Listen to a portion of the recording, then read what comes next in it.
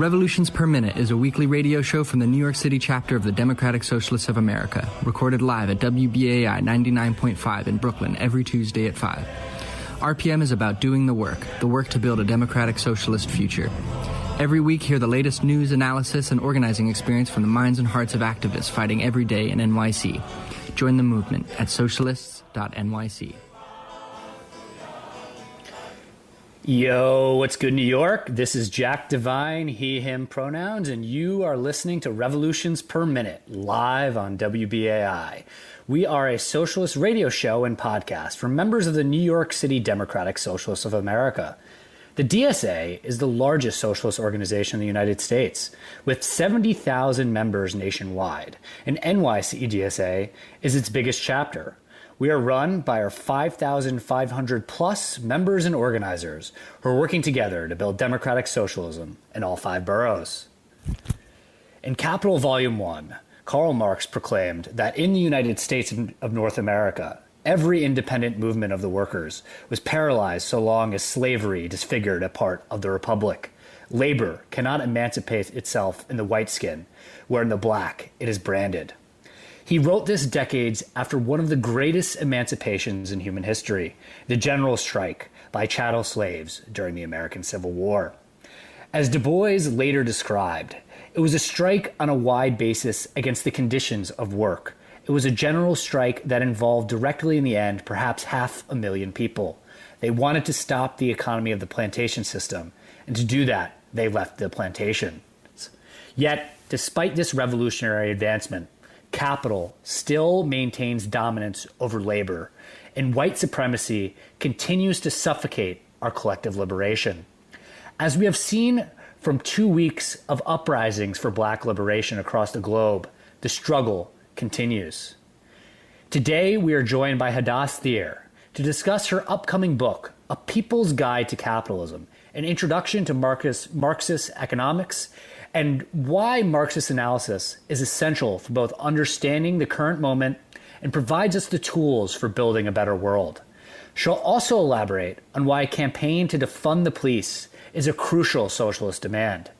Later in the show, we have a special pre-recorded interview with Dragonfly, who will describe her experience in the movement for Black Lives and how music can make protests more powerful. But first, the headlines.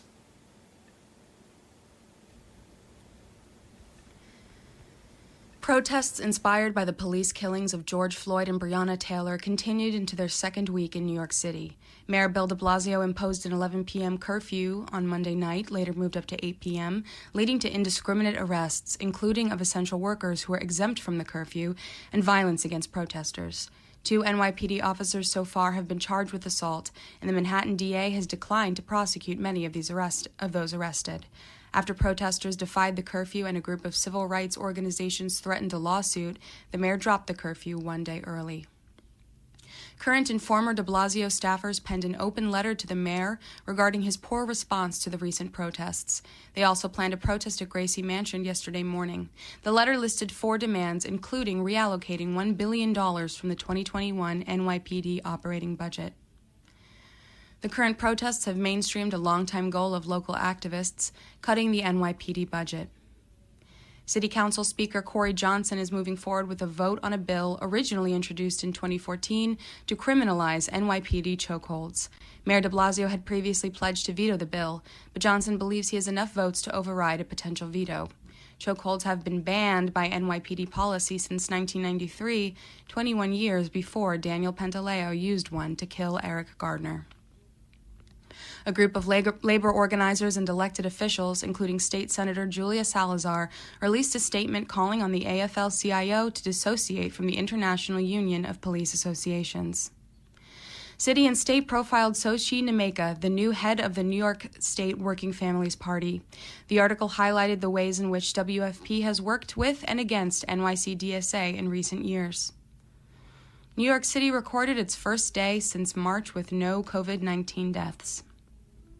And in election news, Andom Ghebreyesus dropped out of the Democratic primary for the 16th Congressional District in Westchester in the Bronx and endorsed Jamal Bowman. The act has unified progressives behind Bowman against the incumbent, Eliot Engel, who was caught on a hot mic begging for speaking time at a press conference, saying, quote, "If I didn't have a primary, I wouldn't care," end quote. State Senator Julia Salazar of District 18 in North Brooklyn was interviewed by The Appeal, where she called for the repeal of Section 50A and the defunding of the NYPD. The Independent interviewed Jabari Brisport about his run for State Senate District 25 in Central Brooklyn. Gotham Gazette analyzed the state of the race for that seat. Elected officials are giving away or rejecting police union donations after a Queens DSA member posted a public spreadsheet detailing the scope of law enforcement-related campaign contributions. The PBA disendorsed incumbent Assembly members Joe Lenthal and Michael Dendecker, who are both facing progressive challengers, after they donated their police union contributions. A coalition of candidates in next year's citywide elections have signed on to a plan to cut the NYPD budget by $1 billion. The first publicly available poll of New York City's 15th congressional district shows homophobic City Council member Ruben Diaz Sr. with a narrow lead over his closest competitor, with NYC DSA endorsee Samelis Lopez far behind. Representative Carolyn Maloney debated 3 of her primary challengers last night.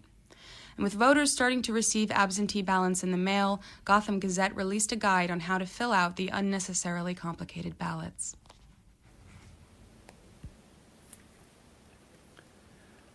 Our weekly headlines are brought to you by The Thorn, an incredible weekly newsletter by NYC DSA Electoral Working Group, covering local politics and radical activism. Subscribe at thethorn.nyc.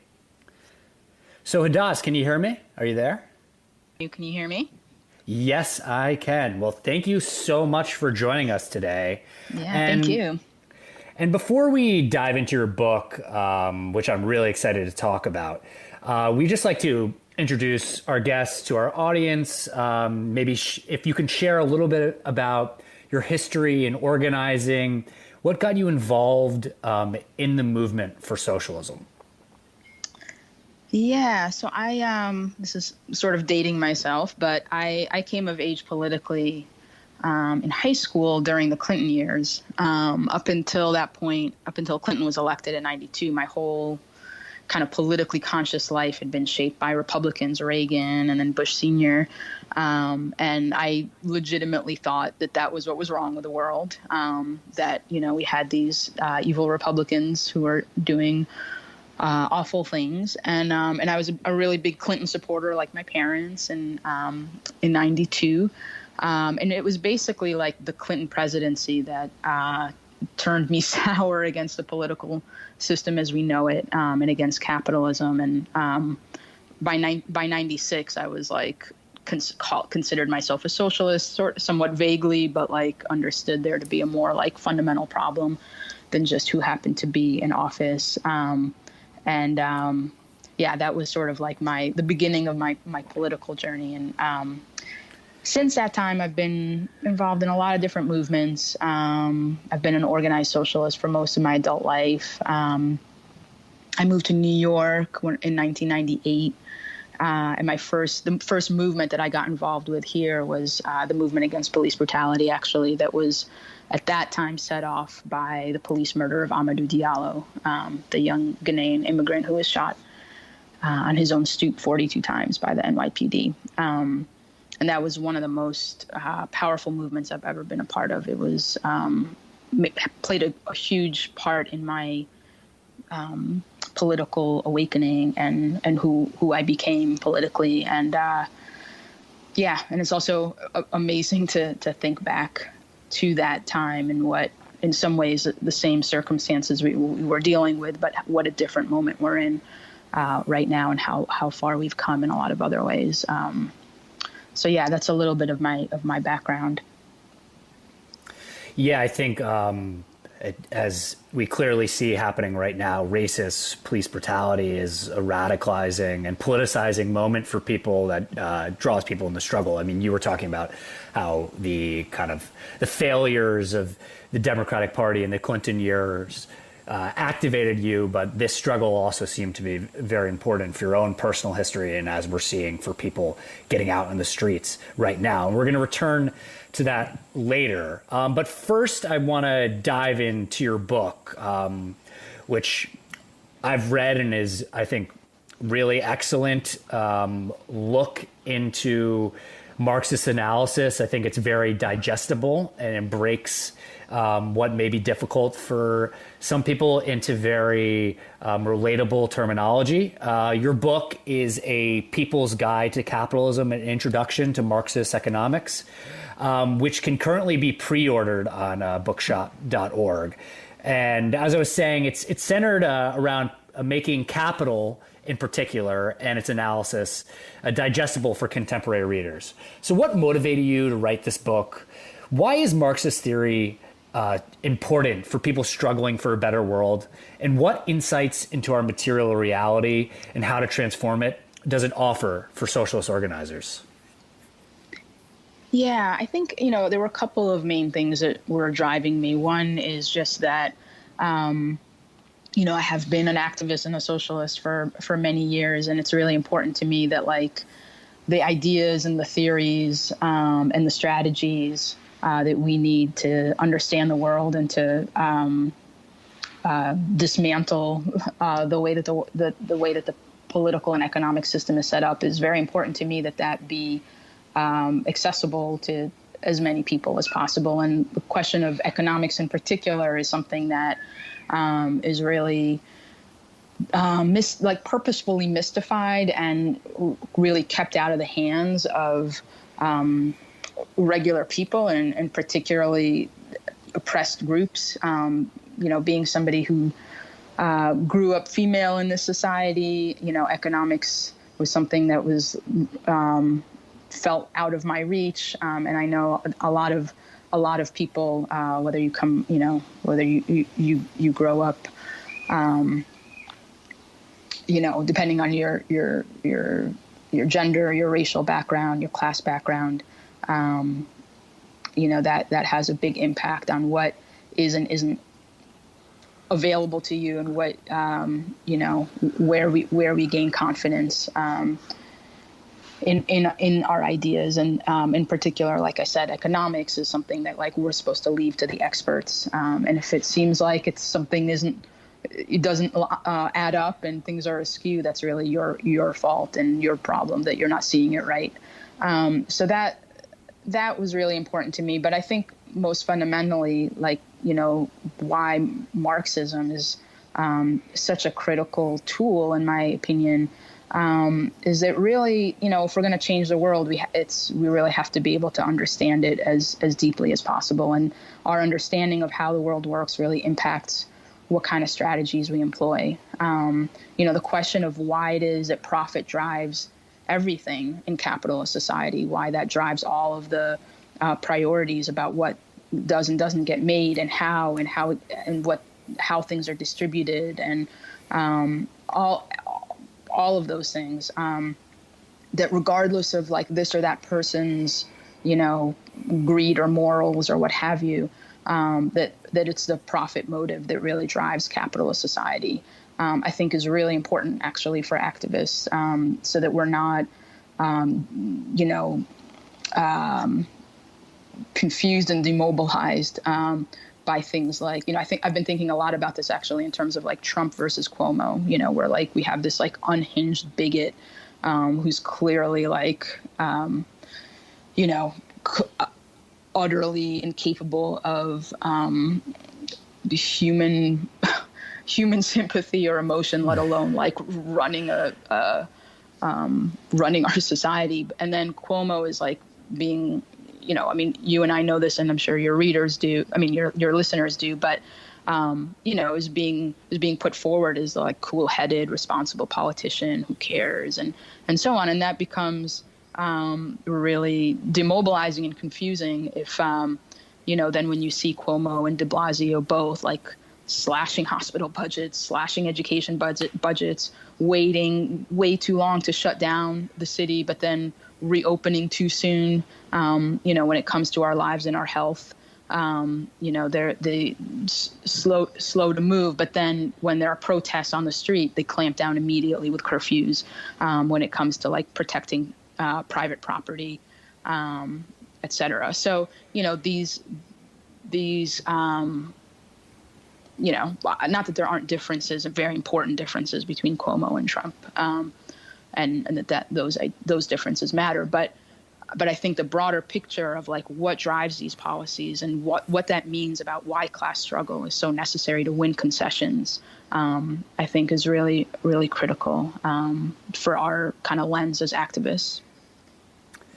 Yeah, I mean, I think you hit on a number of crucial points there, and the way that the corporate media, and it's particularly absurd with Cuomo because his brother is a host on CNN, was promoting him as someone who was handling this crisis in a great way while more people were dying in New York than really anywhere else. At the same time, as you mentioned, that these budgets are being cut, except for when it comes to the budget for state violence, which seem to be left untouched, and curfews, as you were mentioning, implemented in order to, if there's any threat to private property, and really showing what the police are for, as we'll discuss later, I think in some terms, especially here in New York, which is an army on behalf of real estate capital.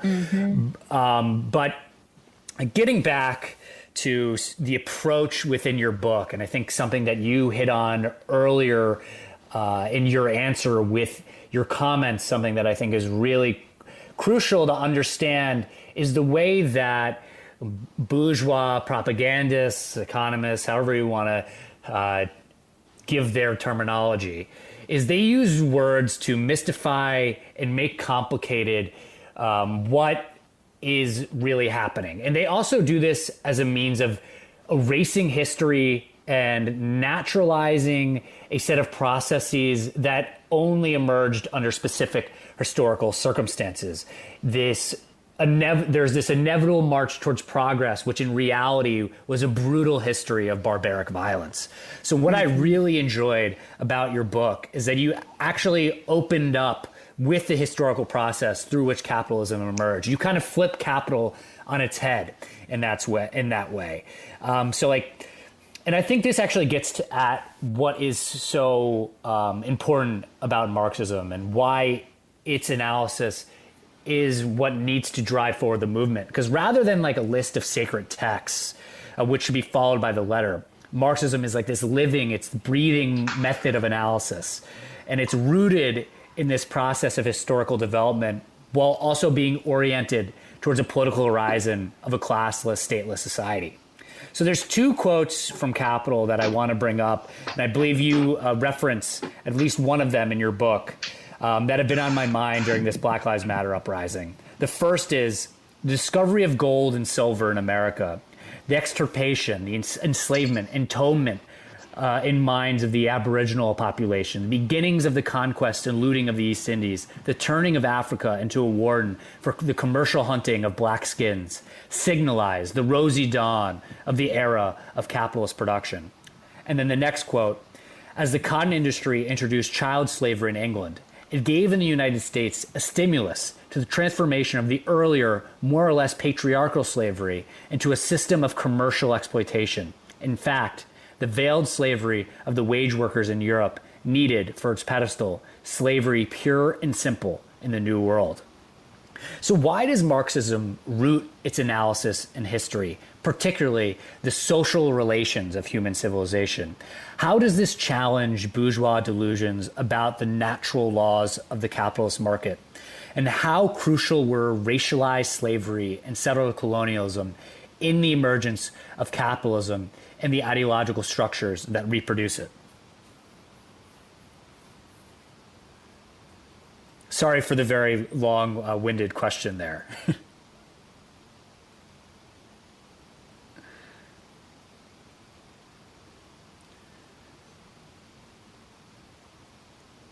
Hadas, can you hear me? I think we've lost you for a second.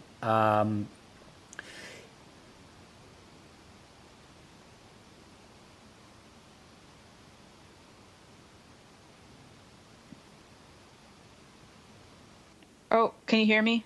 Yes, we can hear you now. I'm sorry, I did mute myself. I don't even know how I did that. You would think that by now, in like month 3 of staying at home and everything being on the computer, I would know how to mute and unmute. Sorry. It happens to the best of us. Don't worry about it. Okay. So I'm not sure what I was saying when I muted myself, but yeah, I think that those are really important questions and a really important point overall about really rooting our understanding of, that Marxism isn't like just an abstract theory for the sake of it, because we like to talk about like, the labor theory of value or whatever jargon.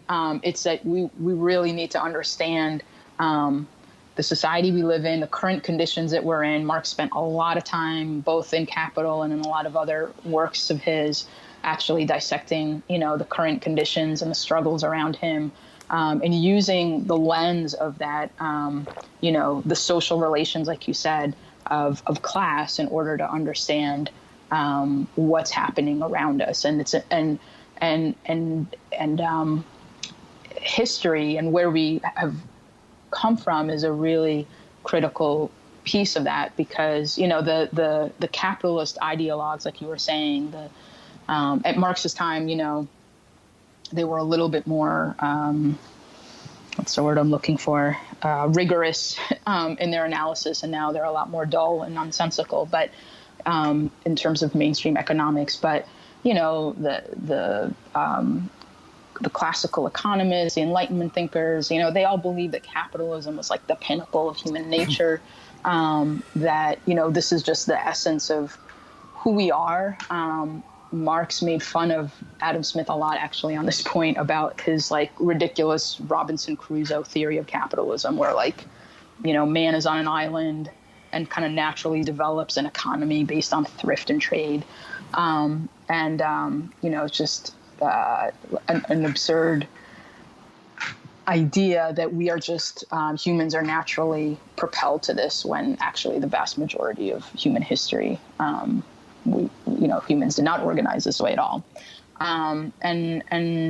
Marx paints a really different picture, where the way he puts it is capitalism came into history dripping with blood from head to toe. That capitalism could only develop. Sorry, are you there again? Yeah, Reggie, I think we can hear you on air. Oh. Okay. All right. So, what was I saying? Oh, just that. Yeah, that history of the brutal history of capitalism, that is not just, timeless, but could only develop out of this like violent, brutal separation and expropriation of masses of people from their land and their ability to sustain themselves. The utterly brutal violence and laws against the like newly propertyless masses, to force them into basically becoming a new working class, punish idleness and vagabondage by, branding and by death, the slavery, the pillage, the looting. These were the like critical components of capital building up wealth for the few in the early stages of capitalism. Marx also talks about the complete subjugation of the earth as a necessary requirement for capitalism to develop. That basically capitalism sees human beings and the earth as economic inputs into a production process for the purpose of profit. So, it's this completely unthinking and irrational system. And it's as you were saying, it's entwined with, the economic supremacy and a racialized supremacy that go hand in hand as capitalism rises up. Capitalism needed slavery, as its pedestal to help it launch and accumulate that wealth. And then slavery required racism and this complete dehumanization in order to justify it. And then of course, capitalism is very adaptable, and that the racism of slavery gave way to like the slavery to the racism of Jim Crow in the South, ghettoized segregation in the North, and racism became this very consistent and significant tool for capitalism to not just like grow at the outset, but to maintain itself. Slavery itself was ultimately unsustainable for capitalism, both in the sense of the revolts of enslaved people, but also in the sense of just efficient capital accumulation. But having like a racialized division of society where a subset of the population is made into for capitalism. Yeah, and I really want to dive into that later in the show, and as we kind of see how this racial domination has mutated itself in the forms that exist today and the struggle against that. But first, I just want to remind our listeners that you are tuning in to Revolutions Per Minute. I'm listener-sponsored WBAI in New York City, broadcasting at 99.5 FM and streaming on your favorite podcast app. Connect with us after the show. You can email us at revolutionsnyc@gmail.com. You can also find us on our website, revolutionsperminute.simplecast.com, or on Twitter at NYCRPM. We are still in the midst of our spring into summer fundraising drive. And during this time of the show, I want to take a moment to encourage you to become a WBAI buddy. This is so important because we need working class media institutions in our society. If you listen to what's happening in the corporate media, whether that is from the right wing, like Tucker Carlson, who is demonizing these protesters, these people struggling for liberation, while he is taking in his air money from his rich multi-million dollar corporate farming father. Or if you're tuning into MSNBC or even something like NPR, which is technically not corporate but is really funded by corporate donations, they are kind of trying to dilute the struggle, turn it into this reformist project for the Democratic Party. But if you come to WBAI, that's where you're going to get the real analysis. You're going to actually hear the truth about what's going on, about the material reality in our society and the people, the organizers and the intellectuals who are articulating positions against it and actually doing things to push for change. So there's a lot of ways that you can contribute to the station. You can become a BAI buddy, as I mentioned. You've been doing that. Go to WBAI.org, go down, scroll to the buddy option, you become a buddy. Say Revolutions Per Minute is your favorite show. You can signify that down there and let the station know that you want more programming that is coming from a socialist analysis, that is letting our listeners know about what's happening in the street, the organizing that's happening on these various sites of struggle. And if your annual contribution exceeds $25, you become a voting member of the WBI community. You get to elect people to our local station board, and you can also get a tote bag, a membership card.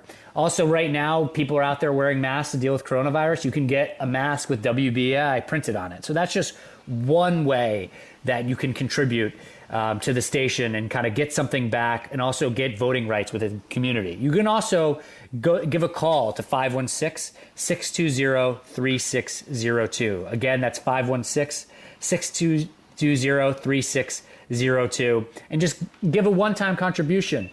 If you've got the funds, it's really important. WBAI is an institution that is for, by, and of the working people of New York, and we need to continue to fight for it. So go to WBAI.org or call into that number, 516-620-3602. So right now, to return to our conversation with Hadass and her upcoming book, A People's History, A People's Guide to Capitalism. Sorry for that. I've read a lot of Haymarket books in my day, and they sometimes come together. But this is a really great book that kind of is trying to demystify economics and give people kind of the understanding and historical roots of the crisis that we're living through today. And so we've been kind of breaking down the grand historical narrative is really important, gives us the tools to understand what is happening in this particular moment, in which these various but related crises have exploded to the surface. Like this uprising we're seeing in the streets didn't happen at a random time, but during the worst economic crisis since the Great Depression, while a pandemic has wreaked havoc on our most vulnerable communities. So Hadas, why is coronavirus and its consequences not a natural accident, but rather a disaster produced by capitalism? Was the economy actually in quote unquote good shape before the onset of the virus and subsequent mass unemployment? And in what ways is the mass struggle for racial justice connected to these unfolding crises? Yeah, I think that those are the $1 million questions. I mean, so right, the pandemic that we're living through is anything but natural. It's a capitalist pandemic, really, and every aspect of it exposes the way that capitalism doesn't work for us, right? From the role of factory farming and exposing humans to zoonotic diseases in the first place. And, I think, people like Rob Wallace and Mike Davis have talked a lot about this and the ways in which if we don't change the way that we do, business and agriculture and so on, we are facing an age of pandemics that we need to shift. Really, the economy, the way that the economy is set up, to shift that trajectory. We have obviously, and particularly over the last few decades of neoliberalism, healthcare systems that have been completely stripped bare by just decades of budget cuts and are just have been overwhelmed. And it's the more our hospitals are overwhelmed, the higher the death rates spike. We have for-profit pharmaceutical industry that, up until now has really refused to undertake developing a general cure for the flu and its deadly variants. Because it's not the most profitable way to go about selling pharmaceuticals. We have just the crimes of the free market, that like the way that things are produced in our society, the purpose for which things are produced is for profit. It's not for our health and it's not for our lives. So we had literally states and hospitals bidding with each other, not just for ventilators, but for masks. I mean, the absurdity of some of these stories is just it's tragic and it's criminal. Rather than having like a state that's organized around producing ventilators, around rerouting all the resources that we have towards healthcare and towards research for vaccine and for treatment. We have that Trump Cuomo different sides of the same coin or whatever. You have Trump going to bat for the meatpacking industry and making sure that they're not liable, where they have some of the highest death rates, but wanting to send people back into these death pits, basically, so that the meat industry can continue to make money. And then you have Cuomo, doing the same thing for hospitals and nursing homes, erasing liability for them in the New York State budgets. It's ultimately about protecting profits, and that's the priority of the system. We can't even conceive of a scenario, right, where you would just shut down the economy for as long as it takes for our health and our lives. That you would have a government whose purpose would be to actually set up the resources and distribution of those resources for us to be able to get through that period until we're able to open things back up. And it's not that there isn't enough money to do it. And we saw that in the literally trillions of dollars being printed up and poured into the financial sector. But it's just not how the system works. So, when we even had the shutdown, the full, not even, but supposedly full shutdown in New York, tons of businesses were exempt from it, and now people are going back to work despite the fact that we don't have all the pieces in place to make sure that that's handled safely. So yeah, sorry to go on for a bit about that, but it's like everything about this pandemic exposes capitalism, and it's absolutely true. I mean, what you're hinting at about, like, was the economy in good shape beforehand? No, it was not. Before the pandemic hit, we were headed towards a recession, in part because of the regular boom and bust cycle that's built into the system, but also tons of unresolved contradictions from the last recession, from the Great Recession. We've had low growth rates throughout the past decade through the so-called recovery that, of course, have been predicated on massive austerity and inequality, which means we're now in a situation where, like, not only are 40 million people unemployed, but we have no social safety net in place to catch them. On top of this already weakened economy, which, as I said, was already headed towards a recession, the pandemic hitting is just a complete and unprecedented shock to the system.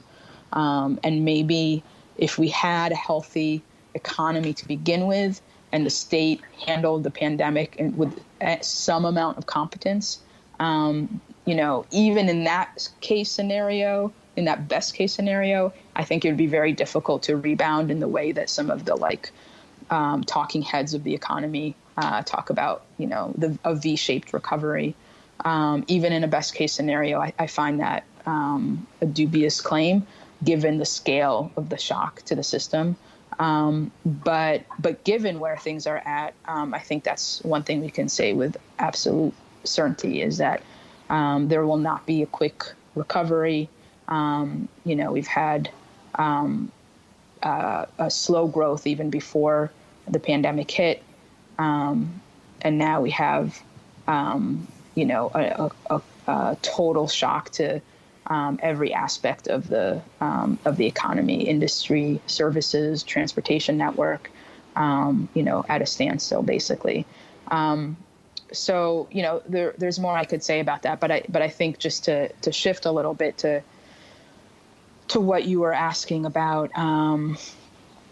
in terms of the way that context kind of frames the current mass struggle around racial justice, I think that's really the key thing to look at. And there's this video on New York One that went around social media, this clip of a reporter asking a Black mother and a social worker what at one of these protests, the reporter asks her, well, what do you say about all these people who are saying that the riots and looting are overshadowing the message of the protests? And this woman, basically says, look, the government gave us $1,200 to survive on. What did you think was going to happen? People need jobs. We need to feed our babies.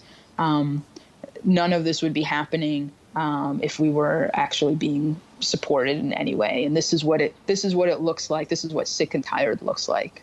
And I think that really crystallizes the economic desperation that's feeding into this militancy. Yeah, I saw that video as well. Did you? It was, I think it just really, really captured the moment. And I'm really happy that you brought that up. And I would recommend our listeners to try and find it. It's one of the many amazing and horrifying videos that you can find online about what's happening now, the amazing struggle and the horrible police brutality. And before we let you go and jump to our brief pre-recorded interview to end the show, I think is really related to what we were just talking about, and something that your book does a really great job of highlighting is the central role of the state in both establishing and perpetuating capitalist social relations. And as we've been hinting out throughout the show, one way the state does this is through the police, who in the United States were established for two primary purposes: to return slaves to their masters and to break up strikes. So can you briefly elaborate on the role the state serves in capitalist society? And why should we center defunding the police as a central demand in the socialist struggle? Yeah, I mean, I think like you're saying about the role of police in the U.S., I mean, globally, the development of police forces coincided with the rise of industrial capitalism, right? It's like subjugating an angry working class and using repression and control to develop and maintain an economic, and in the case of the U.S., a very racialized economic order. So, the slave patrols, like you were saying, their primary goal was to return enslaved people to their masters, but also, to minimize any kind of organizing of enslaved people into communities. And that, dovetailed very seamlessly in southern cities into police forces, where they, similarly to the vagrancy laws that were in place in Europe, forced free blacks into accepting employment and segregation, of course, with the help of the Ku Klux Klan. And in the North, containment and pacification of free black people that had migrated from the South into segregated ghettos in the North. That's really the history of the police force, and it's, I was saying earlier about the adaptability of capitalism, right? It's the adaptability of the institutions of capitalism and the police force within that. So we have more currently the war on crime, which its main goal is to scapegoat and criminalize and divide the population in a context of these social and racial and economic crises, and to basically, have a society where there's a subset of the population that can be hyper exploited and oppressed, and be made into like a second class citizens. And I think, in that context, I think what is really significant about defunding, and I want to be clear, like, I think that's just the start. But I think what's critical about it is that it puts the question into a more material lens. It's not just, empty platitudes of, obviously like the Democrats in Congress right now, Pelosi, et cetera, putting forward this just policing legislation. It's not about empty moral platitudes, but it's about actual funding priorities of a system that arrests the homeless instead of housing the homeless. It's about a police force that is not held accountable to anybody. They keep getting, while all of the budgets are getting slashed, the police force, like you mentioned earlier, has barely seen any cutbacks at all. And so, I think that has to be the starting point. We have, a $6 billion NYPD budget at the same time that our schools and our hospitals are getting slashed. Teachers and hospital workers, the most quote unquote essential workers, are getting laid off. We could hire 15,000 public school teachers with $1 billion. That would change everything in terms of, the economic conditions that young Black and Latino children face in our schools, class sizes, overcrowding, et cetera. We could provide with $1 billion free tuition to like practically all of the CUNY students at senior colleges in the city. There's there's tons of examples like that. You understand the point, but I think that really has to be the starting point, is what is a material way of actually limiting police power, limiting police resources. And I think that is a good starting point, but the aims have to be able to go much broader from there. And I do think we have to talk about things like abolition, and we do have to talk about things like how our society, our racial economic system is set up. I completely agree, and it's really crucial that we frame defunding with these efforts at co-optation as a step, just the first step towards an abolitionist horizon. And I would really love to continue to talk about this, but we have to make sure we get in this last clip for the show. But I just really want to thank you so much for joining us on Revolutions Per Minute, Hadass. And your book, A People's Guide to Capitalism, can be pre-ordered at bookshop.org. We will put the link in the show notes. So thank you again for joining us. Great. Thank you so much. And people should check out defundnypd.com for more on that as well. Thank you very much, Hadass. And all right, so now we're going to roll the clip with Dragonfly talking about the role of music in the Black Lives Matter movement. Yo, it's good New York. This is Jack Devine, and we're here for a special pre-recorded interview on Revolutions Per Minute. We're joined by Dragonfly, who is going to speak about the role of music in social struggles and Black liberation. So first off, I just want to thank you so much for joining us, Dragonfly. I'm really grateful to be here. Thank you. What do you see the role of music in social movements, in street actions? How does it empower people and kind of bring people together on a chant? And like, what sort of work does it take to actually get a project, that aspect of the movement rolling? To answer your last question first, it's really simple. Just sing.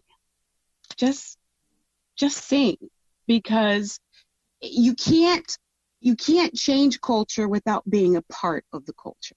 Because at the end of the day, that is what we're fighting for, right? To change the culture.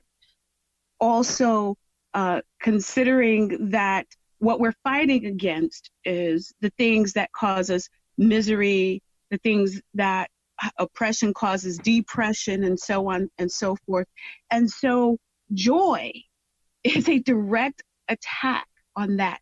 And I can't think of one of the few things in life that is such a natural birthright for us than singing, than creating community around song and harmony and melody and counterpoint, and how all of that in itself is not just joyful and soothing, but is also a metaphor for what we could be in a society.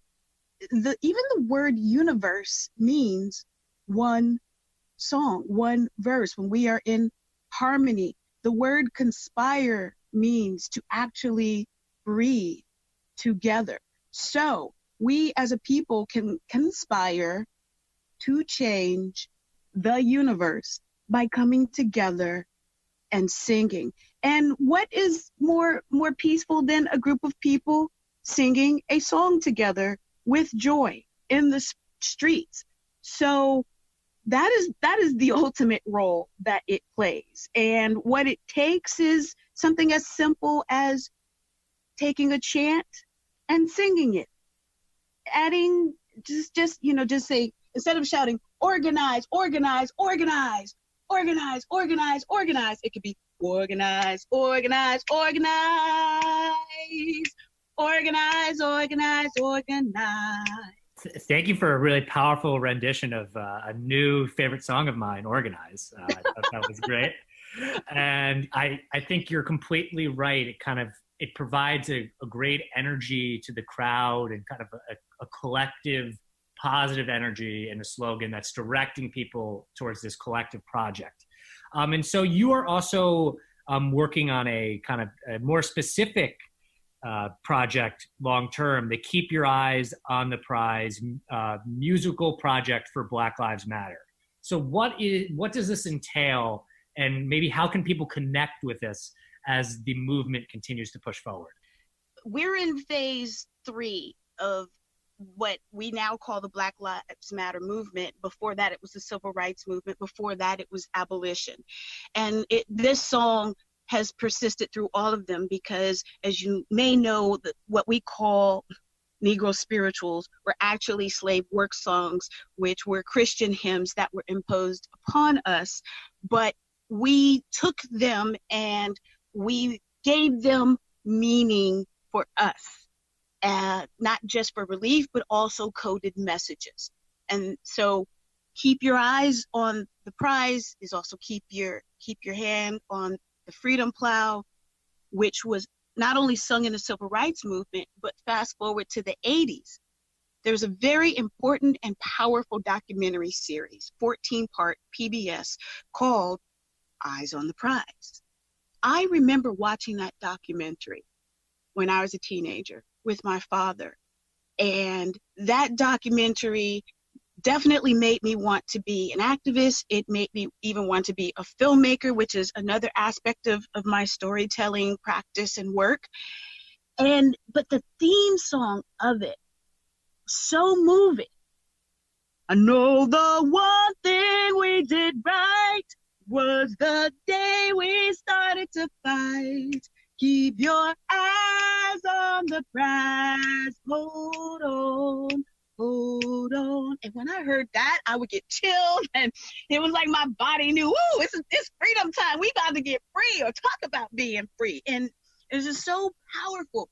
So when I went down to Ferguson with Reverend Billy and the Stop Shopping Choir that I've been a long-term member of, where I also learn more powerful ways to use music and ritual in a very diverse community across diverse movements and issues. And when we went down to Ferguson, I did more research and connected more dots because the filmmaker who made that series was actually from St. Louis. So I started asking, why are we not singing that song? And are people watching this documentary series? Like, we need to know the through line of where we are now and why. And here we are 5 years past even that. And history repeating itself. Why don't we use the song, revive it, make it relevant, and in fact, even inspired by the AIDS quilt as, again, a way to process the grief, a way to carry the stories and the names of people who have been martyred by violence and neglect by the state. Why don't we use this song to tell those stories now? So the first set of lyrics that I wrote in the updated version is, Darren Wilson killed Mike Brown, hands went up, still took him down. Keep your eyes on the prize, hold on, hold on. And then I just started getting more and more lyrics. Kai Gurley did no wrong, one scared cop, and now he's gone. Tamir Rice was a little boy, shot him cold 'cause he had a toy, and on and on and on. And taking these songs into the streets. I remember being able to go to St. Louis, and I had a whole section of lyrics that I called the St. Louis edition, where, and it's important to not just notate the names that are well known, like Eric Garner and Sandra Bland and Akai Gurley, but, you know, what about Kajimi Powell in St. Louis? You know, Kajimi Powell had no gun, killed for a soda and a honey bun.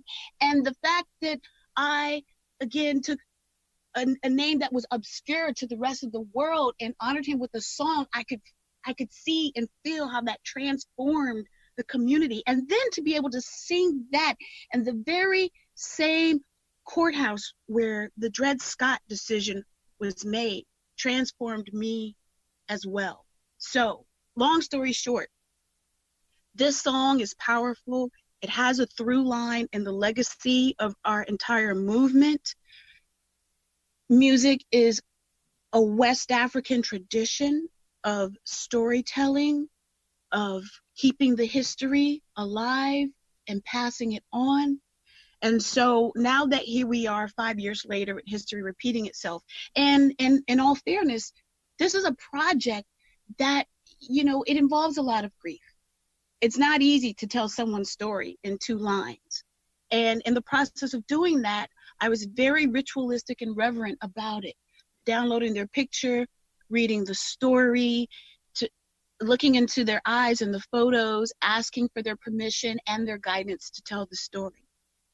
Now, I want to share, and I need to share this process with other people because, again, this is a folk song, which means it belongs to the folks. We need this medicine. We need this music. We need this storytelling. So my website is Dragonfly Ness.